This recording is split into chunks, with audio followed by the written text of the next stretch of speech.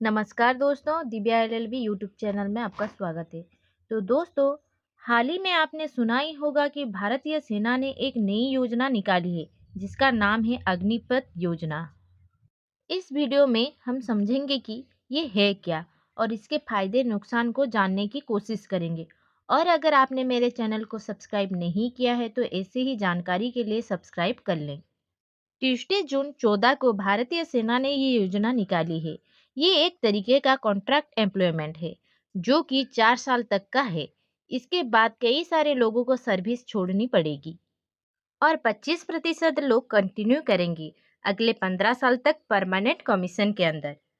इस योजना का जो मेन पॉइंट है, हर साल भारत में 40 से 50 हजार लोगों की भर्ती होगी सेना में। इससे भारत की सेना में लोगों की कमी नहीं होगी और बेरोजगारी भी कम होगी।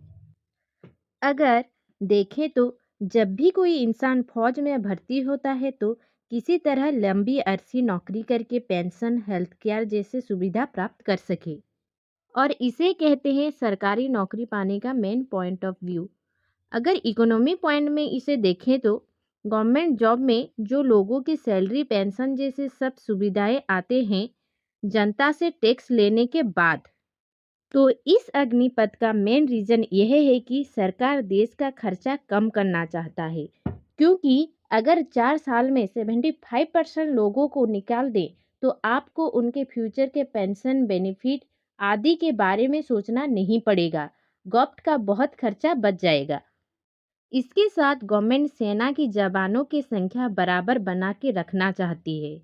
लेकिन ऐसा भी कहा जा रहा है कि अगर जवान लोगों को 18 साल की उम्र में लेते हैं और 4 साल के बाद उनमें से 75% लोगों को निकाल देते हैं 22 साल के एज में, तो ये एक तरीके से अन्याय होगा, क्योंकि 17 से 21 साल के बीच कोई इंसान अपनी डिग्री कंप्लीट करता है और जो आगे जॉब चाहिए उसके लिए स्किल्स चाहिए जो कि उसने ट्रेनिंग में लगा दिया और उसे हटा भी दिया।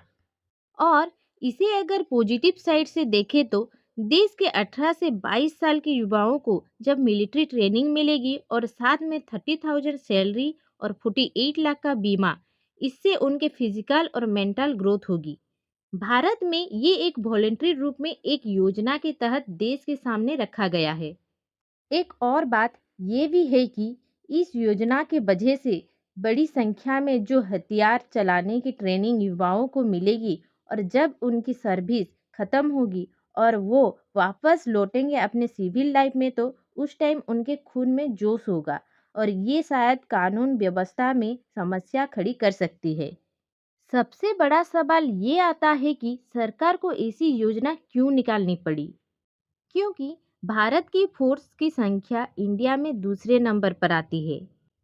तो ऐसा माना जा रहा है कि भारत और चीन के बीच परिस्थिति को देखते हुए अनुमान लगाया जा रहा है कि जंग कभी भी हो सकती है।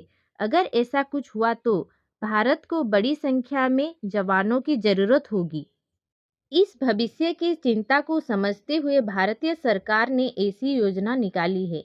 तो ये थी अग्निपथ योजना। तो आई होप दोस्तों आपको ये जानकारी अच्छी लगी होगी और आपने अगर मेरे चैनल को सब्सक्राइब नहीं किया है तो प्लीज़ लाइक एंड सब्सक्राइब करना ना भूलें।